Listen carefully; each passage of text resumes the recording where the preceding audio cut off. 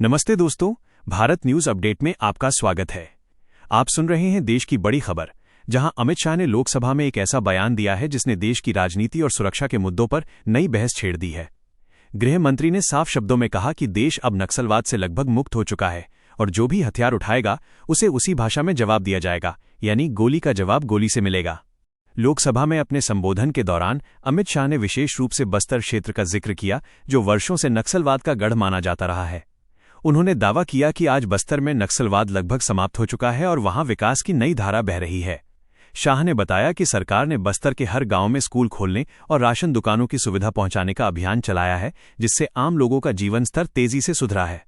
गृह मंत्री ने अपने भाषण में कहा कि पहले बस्तर जैसे क्षेत्रों में विकास इसलिए नहीं पहुंच पाया क्योंकि वहां लाल आतंक की छाया थी, लेकिन अब नरेंद्र मोदी के नेतृत्व वाली सरकार ने उस छाया को समाप्त कर दिया है। उन्होंने जोर देकर कहा कि अब इन क्षेत्रों में सड़क, शिक्षा, स्वास्थ्य और राशन जैसी बुनियादी सुविधाएं तेजी से पहुंच रही हैं, जिससे लोगों का भरोसा लोकतंत्र में बढ़ा है। अमित शाह ने विपक्ष, खासकर कांग्रेस पार्टी पर भी तीखा हमला बोला। उन्होंने कहा कि पिछले 75 वर्षों में से करीब 60 साल तक कांग्रेस का शासन रहा, लेकिन आदिवासी क्षेत्रों का समुचित विकास नहीं हो पाया। उन्होंने सवाल उठाया कि आखिर इतने वर्षों तक इन क्षेत्रों में न तो स्कूल बने, न अस्पताल पहुंचे और न ही बैंकिंग सुविधाएं विकसित हो सकीं। शाह ने विपक्ष से कहा कि पहले वे अपनी नीतियों और कार्यकाल पर नजर डालें, उसके बाद वर्तमान सरकार की आलोचना करें। अपने संबोधन में शाह ने ऐतिहासिक संदर्भ भी दिए। उन्होंने बताया कि नक्सलवाद की शुरुआत 1970 के दशक में नक्सलबाड़ी से हुई थी। उस समय एक ही वर्ष में हजारों हिंसक घटनाएं दर्ज की गई थीं। इसके बाद 1980 के दशक में पीपल्स वॉर ग्रुप जैसे संगठनों के माध्यम से यह आंदोलन महाराष्ट्र, मध्य प्रदेश और ओडिशा जैसे राज्यों में फैल गया। गृह मंत्री ने इस दौरान इंदिरा गांधी और मनमोहन सिंह का भी उल्लेख किया। उन्होंने कहा कि दोनों ही नेताओं ने अपने समय में नक्सलवाद को एक गंभीर समस्या के रूप में स्वीकार किया था, लेकिन इस दिशा में ठोस और निर्णायक कदम नहीं उठाए गए। शाह के अनुसार यही कारण था कि ये समस्या वर्षों तक बनी रही और कई क्षेत्रों में हिंसा और अस्थिरता का कारण बनी। अमित शाह ने वामपंथी विचारधारा और उससे जुड़े संगठनों पर भी सवाल उठाए। उन्होंने कहा कि नक्सलवाद केवल गरीबी का परिणाम नहीं है, बल्कि ये एक वैचारिक समस्या है।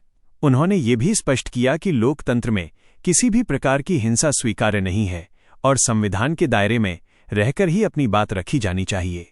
अपने भाषण में शाह ने एक संवेदनशील मुद्दे को भी उठाया, जब उन्होंने कुछ लोगों द्वारा नक्सलियों की तुलना भगत सिंह और बिरसा मुंडा जैसे महान स्वतंत्रता सेनानियों से किए जाने की आलोचना की।